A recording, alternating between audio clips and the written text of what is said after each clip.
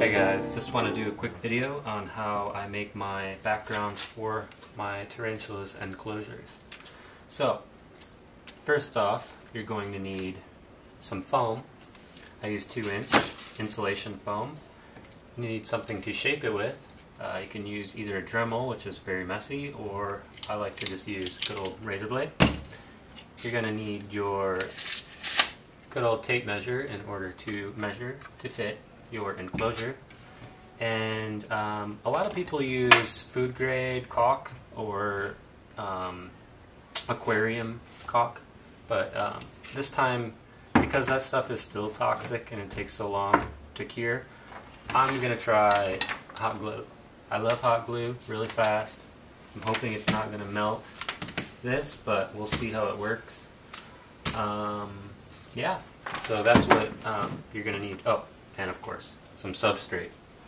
So, yeah, so let's get started.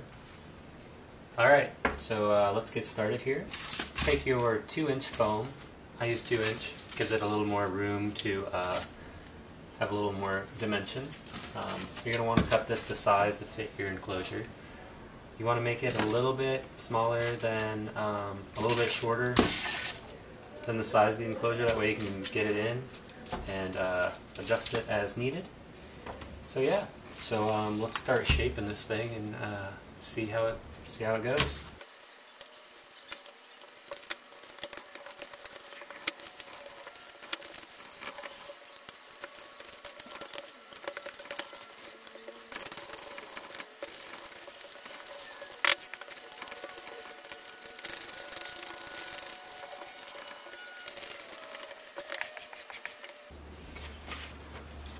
So a quick little tip here, just want to let you know when you're making your channels, make sure you make them varied depths. I like to make it varied depths. I mean, you could make it all the same, but what's fun in that?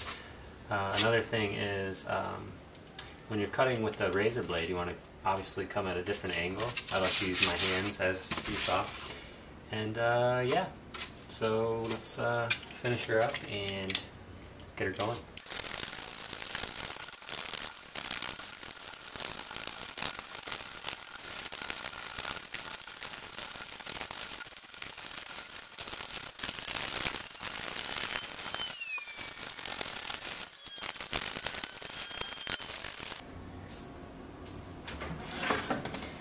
Okay, so I noticed in my last video the exposure was a little bright, so you probably couldn't see the texture, but here's the texture. What do you think? Alright, so now that I got it shaped and ready for substrate, we're going to try out the hot glue. So not sure how this is going to turn out, but we're going to find out.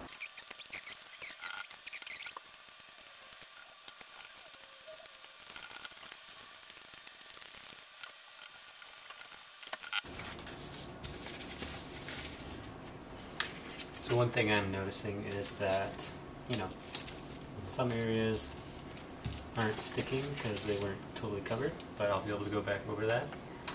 And another thing is that going through glue pretty fast, so good thing I bought extra.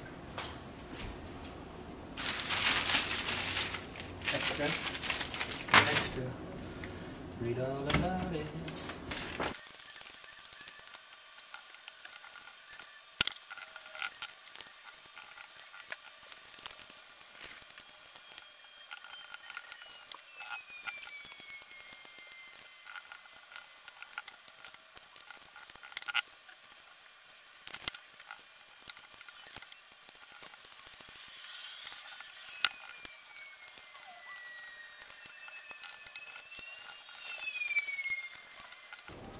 So now what I'm going to do is spray it with just some fresh water, just to kind of get it damp so I can see what's sticking.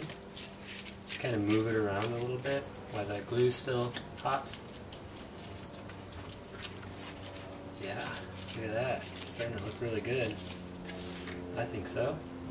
Just going to go over now and cover up all the little white spots that are exposed. and then hopefully it will be ready to go. So let's get that done now.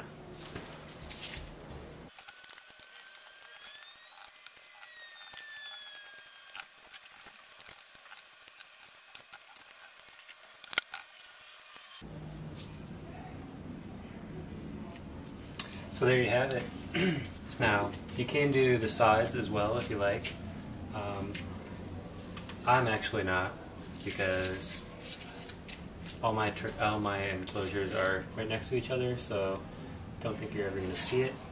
So yeah, it's just kind of a waste in my opinion. So yeah, so let's put it in and see how it looks. Alright, so now that we have our background made and our enclosure right here ready, let's get her in there and see how it looks. Remember, this piece is going to be a little bit shorter than here, so I want to prop it up against the top. Substrate will fill that little spot on the bottom. So let's get her in there. Yep, just like that. And then how I like to do it is flip it upside down. That way we know this is flush with the top. And get this really tight squeeze, so I'm going to have to apply a little bit of force here. It's not coming out. Just so you guys know, it will be in there for its entire life. There we go, look at that. Beautiful. A beautiful background. And now I'll go in and kind of do the little touch-ups. Any little white spots showing, I'll touch those up. But essentially that's it. So now remember, like I said, you guys can cover these. If you're going to be just having one enclosure, you may want to have this also covered with substrate. But essentially that's it. And yeah. Let me know if you guys liked this video and if you would like to see some other videos in the future. Alright, talk to you soon.